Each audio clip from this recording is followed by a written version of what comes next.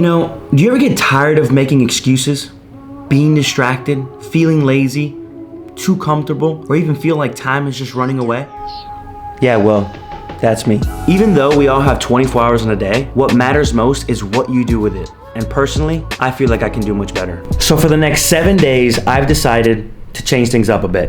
First, I knew I should probably identify and acknowledge the things that we don't see as time wasted, but truly are a distraction. So I started off by writing down all the things I was tired of doing, things I knew that were holding me back or distracting me from reaching my goals. You see, the things we do are driven by habits, a routine of behavior that we subconsciously do, repeatedly. Have you ever heard of the quote, change your habits, change your life? Well, that's what I decided to do. So I started off every morning by weighing myself, something I've been doing since last year when I started getting into bodybuilding. Just a good way to track and average out your weekly progress. Next, I get into brushing my teeth and my usual morning, This next one I chose to do because I figured getting up at 4:30 every morning wouldn't be easy, but nothing a cold shower shot couldn't fix. By day 3 and 4, I was giving myself a countdown just to get in. Before diving into my reading and work, I'd start every morning with drinking 20 ounces of water, something most of us don't drink enough of. So starting early really helped me stay ahead and of course, get hydrated.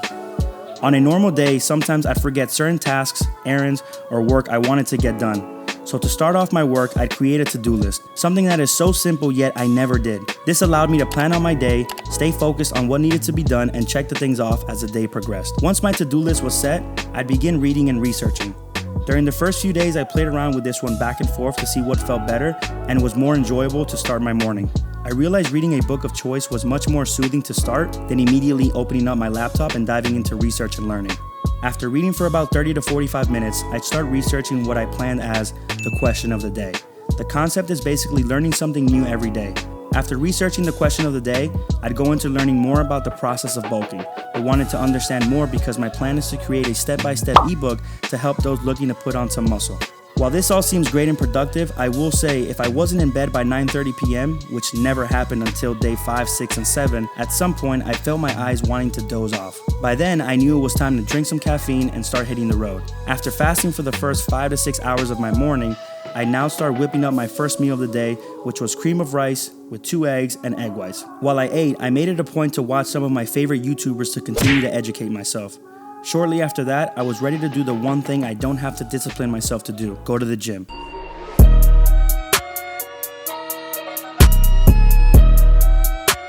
The true struggle was trying to discipline myself to be productive midday. Usually that's the time I crash after eating, scroll through social media, and not get much work done. These are the bad habits I was talking about. But just like the morning, I had my plans to make better choices. Every time I ate my post-workout meal, I'd be ready for a nap, so instead I'd go for a 20-minute walk, use it as cardio, and get some natural sunlight to boost me up. While I'd walk, cook, clean, or drive around from client to client, I made it a point to listen to a podcast to make the best out of my time. Most importantly, when I get back into any planning or computer work, I'd set my phone in another room. Why? Because all it takes is one ring to take away your focus. You see, most of us don't realize, but this thing right here, as beautiful as it is and the things that we can do with it, it can be extremely toxic. Now, I'm pretty sure most of you can agree with me on that, especially when we abuse of it. Now, I know we all love the feeling of going on social media, we're scrolling, we're laughing, we're having a great time, we're getting this dopamine effect of not knowing what's next. So we end up spending way too much time until we eventually put the phone down, and then we start making excuses on why we couldn't get X, Y, and Z done, or you end up feeling like me where time is just running away. Now, we spent too much time in our group chats, on phone calls, on ads, and shopping for things we didn't know we were gonna shop for, or just way too much time on the phone, period. Now, if you're anything like me, I had to make a stop. Honestly, I started feeling bad for myself. I said I was gonna do all these things, weeks and months go by, and I'm still in the same spot. Now, if you're a go-getter and someone that has goals and wants to achieve a lot of things in life, you have to acknowledge what are the things that are stopping you from moving forward.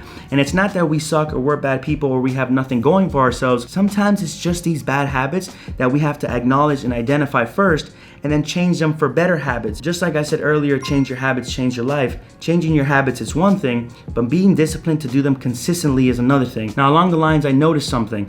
I realized why most of us don't necessarily move and attack these things. It's because you don't have any pressure. You have nothing to lose. If I said I was gonna wake up at 4:30 for the next 7 days, I did it for 2 days, and the rest I said, well, you have nothing to lose. You can still wake up, eat, and you can keep going with your day. But if you had to pay rent in the next 30 days and you don't have a job and you don't have money and no one's gonna lend you money, what are you gonna do?